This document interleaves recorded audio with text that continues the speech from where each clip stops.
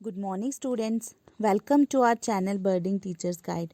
बच्चों, आज हम जम्मू कश्मीर में हिंदी का भाग 2 पढ़ेंगे। तो बच्चों शुरू करते हैं आज का पाठ। पेज नंबर 16 यहाँ से मैं पढ़ने जा रही हूँ इसका सेकंड पैराग्राफ। ध्यान से सुनिएगा। महाराजा रणवीर सिंह सन 1857 से 1865 ईस्वी के समय में हिंदी को सरकारी संरक्षण मिला। रणवीर समाचार पाक्षिक हिंदी समाचार पत्र निकालने का श्रेय उन्हीं को है।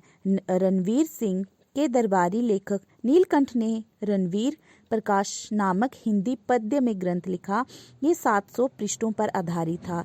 इसी काल में रणवीर रतनमाला एक और ग्रंथ हिंदी में लिखा गया, जिसमें हीरे जवाहरातों मोतियों आदि के विषय में वर्णन है। रणवीर सिंह के निधन पर हिंदी में शोक गीत रचा गया। इसी काल में जम्मू में संस्कृत पाठशाला की स्थापना भी की गई, जहां संस्कृत के साथ साथ हिंदी पढ़ाने की भी व्यवस्था की गई। तो बच्चों, इस पैराग्राफ में यही बताया गया है कि जो महाराजा रणवीर सिंह का शासनकाल बताया कि महाराजा रणवीर सिंह का जब शासन था हमारे जम्मू कश्मीर पर, तब क्या हुआ, उस समय में हमारी हिंदी जो भाषा है इसको सरकारी संरक्षण मिला था। और रणवीर समाचार पाक्षिक हो गया। 15 दिन मतलब 15 दिन में निकलने वाला एक समाचार पत्र था जिसका नाम था रणवीर समाचार। तो इसका श्रेय भी रणवीर सिंह को ही, महाराजा रणवीर सिंह जी हैं जो, उन्हें ही जाता है। और रणवीर सिंह के दरबार में एक लेखक रहते थे जिनका नाम था नीलकंठ। उन्होंने रणवीर प्रकाश नामक हिंदी पद्य में ग्रंथ लिखा। मतलब उन्होंने एक पद्य मतलब काव्य में एक ग्रंथ लिखा। ग्रंथ हो गए बहुत बड़ी पुस्तक, ठीक है, बहुत बड़ी पुस्तक लिखी उन्होंने जिसका नाम था रणवीर प्रकाश। ये 700 पृष्ठों पर आधारित था। मतलब इसमें टोटल कितने पेज थे? 700 पेज थे इसमें, 700। इसी काल में रणवीर रतनमाला, इसी समय में, इसी युग में जब महाराजा रणवीर सिंह का शासन काल था, तो इसी काल में एक और ग्रंथ लिखा गया हिंदी में जिसका नाम था रणवीर रतनमाला। और इस रणवीर रतनमाला में किसका वर्णन था? हीरे जवाहरात और मोतियों का वर्णन था। और जब महाराजा ये रणवीर सिंह की मृत्यु हुई तो उस समय भी हिंदी में एक शोक गीत मतलब दुख भरा गाना जो था वो रचा गया। और इसी युग में मतलब इसी काल में, मतलब जब महाराजा रणवीर सिंह के समय में ही जम्मू में संस्कृत पाठशाला की स्थापना भी की गई, जहाँ पे संस्कृत के साथ साथ हिंदी भी पढ़ाई जाती थी। मतलब संस्कृत तो वहाँ पढ़ाई जाती थी, लेकिन उसके साथ साथ ही हिंदी भी वहाँ पर पढ़ाई जाती थी। महाराजा रणवीर सिंह के उत्तराधिकारी महाराजा प्रताप सिंह ने उर्दू को सरकारी भाषा और फारसी को न्यायालय की भाषा बना दिया। मतलब यहाँ पे जो महाराजा रणवीर सिंह के उत्तराधिकारी थे, मतलब उनके पुत्र थे जो महाराजा प्रताप सिंह, उन्होंने क्या किया, उर्दू भाषा जो था उसको सरकारी भाषा बना दिया, ऑफिशियल लैंग्वेज बना दिया। और फारसी को उन्होंने न्यायालय की भाषा बना दिया। मतलब जो कोर्ट की भाषा थी वो उन्होंने फारसी बना दी। फिर भी हिंदी शिक्षा संस्थानों के पाठ्यक्रम की सूची में एक विषय के रूप में स्वीकार की जाती रही। इससे हिंदी ने राज्य में जड़ें जमानी आरंभ कर दी। तो फिर क्या हुआ कि लेकिन जो ये स्कूल्स कॉलेजेस थे, यहाँ पे हिंदी को एक सब्जेक्ट के रूप में पढ़ाया जाने लगा, एक विषय के रूप, एक सब्जेक्ट के रूप में पढ़ाया जाने लगा। और इससे क्या हुआ कि जो जम्मू कश्मीर है, कश्मीर में जो थी हिंदी अपनी जड़ें जमाने, मतलब हिंदी ने अपनी पकड़ जो थी वो मजबूत कर ली। 20वीं शताब्दी मतलब कि 20th सेंचुरी के तीसरे चौथे दशक तक कश्मीर में भक्तिपूर्ण हिंदी कविता का ये प्रवाह चलता रहा। प्रसिद्ध कश्मीरी रहस्यवादी संत कवि पंडित जिंदा कौल मास्टर जी ने सन 1941 में पत्र पुष्प नामक पुस्तक में 5 हिंदी कविताएं प्रकाशित कराई। अब यहाँ पे बताया गया है कि जो एक कश्मीर के ही एक प्रसिद्ध कवि थे जिनका नाम था कवि पंडित जिंदा कौल मास्टर जी। तो इन्होंने क्या किया, 1941 में एक पुस्तक प्रकाशित करवाई जिसमें 5 हिंदी की कविताएं रची गई थी। ये रचनाएं मानव मूल्यों में कवि के गहरे विश्वास को कट करती हैं। इधर जम्मू में हिंदी लेखन का विधिवत आरंभ 20वीं शती के दूसरे तीसरे दशक में हुआ। तो जम्मू में भी 20वीं सेंचुरी के जो दूसरा और तीसरा दशक था, तो उसमें ही इसका आरंभ हो गया, जम्मू हिंदी के लेखन का आरंभ हो गया। तो इस काल में हरदत्त शर्मा नामक एक कवि ने हरदत्त जो शर्मा एक कवि थे, उन्होंने क्या किया, भगवत पदी ग्रंथ लिखा। ग्रंथ जैसे मैंने आपको पहले बताया कि क्या होता है, एक बहुत बड़ी पुस्तक होती है। तो भगवत पदी इन्होंने ग्रंथ लिखा जिसमें भक्ति रस के गीत से, ठीक है, भक्ति के गीत थे जिसमें जो भक्ति से परिपूर्ण था। और कालांतर में डोगरी भजन माला नामक एक और पुस्तक प्रकाश में आई जिसमें डोगरी तथा पंजाबी के अतिरिक्त हिंदी के भजन तथा गीत सम्मिलित किए गए। एक और पुस्तक की रचना की गई, डोगरी भजन माला, जिसका नाम था, और इसमें डोगरी के गाने थे, पंजाबी के गाने भी थे, लेकिन इसके अलावा इसमें हिंदी के भजन और गीतों को भी शामिल किया गया था। महाराजा हरि सिंह के समय में तत्कालीन शिक्षा निर्देशक श्री के.जी. सैयदन ने सरल उर्दू को फारसी और देवनागरी लिपियों में शिक्षा देने के माध्यम के रूप में घोषित कर दिया। इससे हिंदी को जम्मू कश्मीर में फैलने में सहायता मिली। अब जब महाराजा हरि सिंह का शासन का समय आया, उस समय जो शिक्षा निर्देशक थे श्री के.जी. सैयदन, इन्होंने क्या किया, मतलब सरल उर्दू को फारसी, इन्होंने जो सरल उर्दू है उसको फारसी और देवनागरी लिपियों में इन्होंने बोला कि उसके माध्यम से शिक्षा दी जाएगी। और इससे क्या हुआ कि जम्मू कश्मीर में हिंदी को फैलने में बहुत अधिक सहायता मिली। जम्मू कश्मीर में हिंदी के प्रचार प्रसार के लिए कई स्वतंत्र संगठनों ने भी काम किया। अब जम्मू कश्मीर में हिंदी का प्रचार प्रसार हो, इसके लिए बहुत सारे स्वतंत्र संगठन थे, इन्होंने भी काम किया। स्वतंत्रता से पहले यहाँ पे बताया रहे हैं कि जो स्वतंत्रता से पहले कश्मीर में कौन कौन से संगठन हुए थे, उनके नाम बता रहे हैं। आर्य समाज, सनातन धर्म सभा, महावीर दल, श्री राम त्रिक आश्रम, श्री अलकेश्वरी सभा ट्रस्ट, हिंदी परिषद, हिंदी संस्कृत साहित्य मंडल, हिंदी साहित्य सम्मेलन जैसे सामाजिक, सांस्कृतिक और साहित्यिक संगठनों ने हिंदी की विभिन्न परीक्षाओं के लिए छात्रों व छात्राओं को तैयार कराया। हिंदी माध्यम के कई शिक्षा संस्थान खोले और हिंदी की कई पत्रिकाएं प्रकाशित की। अब यहाँ पे बताया जा रहा है कि स्वतंत्रता से पहले कश्मीर में ये जितने भी मैंने नाम पढ़े, सभी संगठनों के बारे में बताया जा रहा है कि ये सभी संगठन ये क्या करते थे, हिंदी की जो परीक्षाएं होती थी उनके लिए ये छात्रों को या छात्राओं को क्या करते थे, तैयार करते थे। उनके लिए इनको पढ़ाया जाता था, तैयारी करवाई जाती थी परीक्षाओं के लिए, परीक्षाओं को पास करने के लिए। और हिंदी माध्यम के बहुत सारे शिक्षा संस्थान खोले के जहाँ पे क्या किया जाता था, हिंदी में शिक्षा दी जाती थी। और क्या किया जाता था, हिंदी की कई पत्रिकाएं भी प्रकाशित हुई। पत्रिकाएं होगी मैगजीन्स जो होती हैं, तो हिंदी में बहुत सारी पत्रिकाएं भी प्रकाशित की गई। इसी समय मास्टर दयाराम नामक एक हिंदी प्रेमी ने जम्मू में एक विद्यापीठ खोला जहाँ हिंदी के छात्रों को विभिन्न परीक्षाओं के लिए तैयार किया जाता था।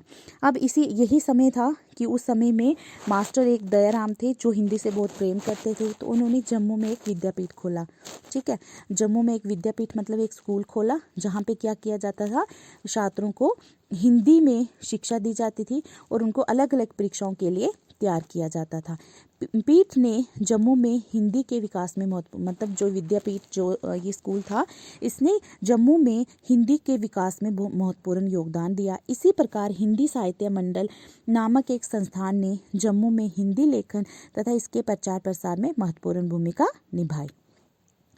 साप्ताहिक महावीर और चंद्रोदय जैसी हिंदी की प्रारंभिक पत्रिकाओं ने कश्मीर में हिंदी के प्रचार प्रसार की दिशा में प्रशंसनीय कार्य किया तथा इनके द्वारा कई साहित्यकारों को उभरने का समय मिला, मतलब उनको मौका मिला। यहाँ पे दो पत्रिकाओं का नाम दिया गया है। ये स्टार्ट हुई, मतलब ये प्रारंभिक पत्रिकाएं हैं। शुरुआत जब हुई थी इन्हीं पत्रिकाओं से हुई थी। तो ये बताया गया है जो साप्ताहिक महावीर और चंद्रोदय पत्रिकाएं हैं, पत्रिकाएं मैंने आपको जैसे पहले बताया मैगजीन्स, ये कश्मीर में इन्होंने इन पत्रिकाओं ने कश्मीर में हिंदी को फैलाने का बहुत ही महत्वपूर्ण योगदान दिया है। और इनके द्वारा कई ऐसे साहित्यकार थे जिनको मतलब फेमस होने का मौका मिला था। कालांतर में कश्यप नामक पत्रिका ने कश्मीर में हिंदी का विकास में बड़ा योगदान दिया तथा हिंदी के कई साहित्यकारों को प्रकाश में लाया। इसी प्रकार भारती, उद्भावना तथा घोषवती जैसी पत्रिकाओं ने जम्मू में हिंदी के विकास तथा विस्तार में महत्वपूर्ण भूमिका निभाई। जिन पत्रिकाओं के नाम मैंने पहले पढ़ा वो उन्होंने मदद की हिंदी को विकसित होने में कश्मीर में। तो जैसे अभी उसी प्रकार से जैसे जो पत्रिकाओं के नाम मैंने जैसे अभी पढ़े, भारती, उद्भावना तथा घोषवती, ये ऐसी पत्रिकाएं थी जिन्होंने जम्मू में हिंदी को विस्तार रूप से फैलने में मदद की। आजकल हिंदी लेखक संघ हिंदी के विकास में अपना विशेष योगदान दे रहा है। उसके बाद स्वतंत्रता प्राप्ति के बाद, मतलब ये तो पहले की बात चल रही थी, अब जब स्वतंत्रता हमें प्राप्त हुई तो उसके बाद राज्य में प्रचार प्रसार तथा विकास द्रुत गति से होने लगा, तेजी से होने लगा। भारतीय संविधान के अनुसार हिंदी हमारी राजकीय भाषा बन गई तथा इसे सरकारी संरक्षण प्राप्त है। तो भारत की स्वतंत्रता के बाद भी हिंदी को सरकारी संरक्षण प्राप्त था। फिर उसके बाद अपनी लोकप्रियता के कारण और ये राष्ट्रभाषा बन गई हिंदी हमारी, क्योंकि ये भाषा इतनी ज़्यादा लोकप्रिय हुई कि ये हमारी राष्ट्रभाषा बन गई, क्योंकि इसको बोलने वालों की संख्या भी अधिक है। हिंदी भाषा एक आसान सी लैंग्वेज है, आसान सी भाषा है जिसको हर कोई आसानी से समझ भी सकता है और बोल भी सकता है। तो इसलिए ये इतनी अधिक लोकप्रिय हुई, इस कारण ये हमारी राष्ट्रभाषा भी बन गई और हिंदी बोलने वालों की संख्या भी अधिक थी, तो इसी कारण ये हमारी हिंदी जो थी राष्ट्रभाषा भी बन गई। ये सही है कि जम्मू कश्मीर की सरकारी भाषा उर्दू है, फिर भी स्कूलों के पाठ्यक्रम में हिंदी एक विषय के रूप में पढ़ाई जाती है। यहाँ पे बताया गया, हिस्ट्री बताई गई है ना इसकी हिंदी की, तो हिस्ट्री के अकॉर्डिंग यहाँ बताया गया कि जम्मू कश्मीर की सरकारी भाषा तो उर्दू है, लेकिन फिर भी स्कूलों के पाठ्यक्रम में हिंदी एक सब्जेक्ट के रूप में पढ़ाई जाती है। राज्य के विद्यालयों में हिंदी पढ़ाने की व्यवस्था है, मतलब जम्मू कश्मीर के जितने भी विद्यालय हैं, जितने भी स्कूल्स हैं, उन सब में हिंदी पढ़ाई जाती है। महाविद्यालयों में भी हिंदी पढ़ाई जाती है। महाविद्यालय मतलब कॉलेजेस जो हो गए, वहाँ पे भी हिंदी पढ़ाई जाती है। कई महाविद्यालयों में पत्रिकाएं निकाली जाती हैं। कई ऐसे कॉलेजेस भी हैं जहाँ पे मैगजीन निकालते हैं कॉलेजेस, और इसमें क्या किया जाता है, इनके हिंदी अनुभागों में छात्रों को अपनी रचनाएं प्रकाशित करने का अवसर मिलता है। मतलब जो कॉलेज में जो छात्र छात्राएं पढ़ते हैं कॉलेज में, तो उन्हें मौका दिया जाता है यहाँ पे कि वह अपनी रचनाएं इन मैगजीन में मतलब अपनी रचनाएं जो हैं इन मैगजीन के माध्यम से दूसरों तक पहुंचा सकें। फिर उसके बाद इन पत्रिकाओं में प्रताप तथा तवी ऐसी पत्रिकाएं उल्लेखनीय हैं। जम्मू कश्मीर के विश्वविद्यालयों के हिंदी विभागों में, विश्वविद्यालय हो गए यूनिवर्सिटीज़, तो जम्मू कश्मीर की जो यूनिवर्सिटीज़ है उनमें जो हिंदी डिपार्टमेंट है, हिंदी विभाग हो गए, जो हिंदी डिपार्टमेंट है उनमें भी प्रतिवर्ष सैकड़ों छात्र, मतलब हर साल, प्रतिवर्ष हो गया, हर साल सैकड़ों छात्र प्रवेश, मतलब 100 से भी अधिक छात्र जो हैं वो जो सैकड़ों छात्र हैं वो प्रवेश लेते हैं। ठीक है, बहुत ज़्यादा छात्र जो हैं वो प्रवेश लेते हैं। और हिंदी में MA पढ़ाने के अतिरिक्त यहाँ MPhil तथा PhD करने की भी व्यवस्था है। जो जम्मू कश्मीर की जो यूनिवर्सिटीज़ हैं वहाँ पे हिंदी में MA भी की जाती है और वहाँ पे MPhil और PhD कराने की भी पूरी व्यवस्था है। और इन विश्वविद्यालयों में अभी तक सैकड़ों शोध प्रबंध लिखे जा चुके हैं। जम्मू कश्मीर में स्थापित केंद्रीय कार्यालयों ने भी यहाँ हिंदी को लोकप्रिय बनाने में सहायता दी है। इन कार्यालयों में आंशिक रूप से सरकारी कामकाज हिंदी में होता है। राज्य में जो सैनिक भाई देश के विभिन्न क्षेत्रों से आते हैं वे आमतौर पर हिंदी में बातचीत करते हैं। ये तो आप सबको पता है कि जो भी जम्मू कश्मीर में आएगा, कोई भी सैनिक हो गए, जब भी वो जम्मू कश्मीर में आते हैं तो वो क्या करते हैं, ज़्यादातर हिंदी में ही बातचीत करते हैं। इससे राज्य में हिंदी का वातावरण बन रहा है। इससे भी क्या हो रहा है, हमारे जम्मू कश्मीर में हिंदी का प्रचार प्रसार हो रहा है। अब लद्दाख में भी हिंदी का प्रचार प्रसार बढ़ रहा है। कई एक लेखक हिंदी साहित्य सृजन में अपना योगदान दे रहे हैं। तो यहाँ पे ये लद्दाख के लेखक का नाम दिया हुआ है थुप्सन चुआंग की हिंदी कहानियाँ इस बात का प्रमाण है। मतलब ये लद्दाख के लेखक हैं। देश के अन्य क्षेत्रों की तरह यहाँ भी छात्र छात्राएं हिंदी में पर्याप्त रुचि लेते हैं। मतलब जैसे हमारे लद्दाख जो है वहाँ के जो छात्र छात्राएं हैं वो भी हिंदी में इंटरेस्ट ले रहे हैं। पिछले कुछ वर्षों से जम्मू कश्मीर में साहित्यकारों का एक बड़ा वर्ग उभर कर सामने आया जिसने हिंदी में अपनी रचनाएं लिखी। इस लेखन के फलस्वरूप राज्य में हिंदी कविता, कहानी, उपन्यास, आलोचना, नाटक जैसी विधाएं उभर कर सामने आई हैं। ये साहित्यकार आधुनिक संवेदना से प्रभावित है तथा इनका लेखन कार्य जारी है। तो यहाँ पे बता रहे हैं कि पिछले कुछ वर्षों से, मतलब पिछले कुछ सालों से जम्मू कश्मीर में जो साहित्यकार हैं, जो साहित्य की रचना करने वाले हैं, उनका एक बहुत बड़ा वर्ग उभर कर सामने आया है और जिन्होंने क्या किया, बहुत सारी हिंदी में रचनाएं लिखी हैं। और इनके लेखन से क्या हुआ है कि हमारी जो हिंदी है इसमें अनेक विधाएं आ गई हैं। ठीक है, अनेक विधाएं जैसे कहानी, कविता, उपन्यास, आलोचना, नाटक, ये सारी हिंदी की विधाएं हैं। तो ये सारी हिंदी की विधाएं जो है उभर कर सामने आई हैं। मतलब अब जो लेखक हैं, जो ये साहित्यकार हैं, वो कविता भी लिखते हैं, कहानी भी लिखते हैं, उपन्यास भी लिखते हैं, आलोचना, नाटक, ये सारे लिखते हैं। तो ये सारी हिंदी की विधाएं हैं। ये साहित्यकार आधुनिक संवेदना से प्रभावित हैं तथा इनका लेखन कार्य अभी भी जारी है। यहाँ ये कहना संगत ना होगा कि सिनेमा, दूरदर्शन, रेडियो आदि के द्वारा राज्य में हिंदी का प्रचार प्रसार तेज गति से हुआ। हिंदी चलचित्र लोग चाव से देखते हैं। अब यहाँ पे बताया जा रहा है कि ऐसा कहना गलत नहीं होगा कि जो जम्मू कश्मीर में सिनेमा के माध्यम से, दूरदर्शन के माध्यम से, रेडियो के माध्यम से भी हिंदी का प्रचार प्रसार जो है बहुत ही तेज़ी से हुआ। और हिंदी चलचित्र हो गई, फिल्म, मूवीज, तो हिंदी जो चलचित्र है लोग बड़े चाव से देखते हैं। शिराजा, योजना, वित्सता, नीलजा, हिमानी जैसी पत्रिकाएं यहाँ हिंदी लेखन को प्रकाशित कराने में आजकल सक्रिय हैं। तो उसके बाद ये कुछ पत्रिकाओं के नाम दिए हुए हैं कि इन्होंने भी हिंदी को विकसित करने में महत्वपूर्ण भूमिका निभाई है। और कश्मीर टाइम्स, जम्मू समाचार, इवनिंग न्यूज़ आदि हिंदी के समाचार पत्र छपते हैं। तो ये उस समय की बात है जब ये जो है मतलब बताया जा रहा है इसमें कि ये जितने भी न्यूज़पेपर के यहाँ पे नाम लिए गए हैं, कश्मीर टाइम्स, जम्मू समाचार, इवनिंग न्यूज़ जो हैं, ये ऐसे समाचार पत्र हैं जो हिंदी में छपते हैं। और कुल मिलाकर जम्मू कश्मीर में हिंदी का भविष्य उज्जवल है। अगर हम इन सब बातों को ध्यान में रखें तो आज हम कह सकते हैं कि जो हमारे जम्मू कश्मीर है इसमें हिंदी का भविष्य उज्जवल है। तो बच्चों, जैसे कि हमने इस पाठ में पढ़ा कि हमारी जो महाराजा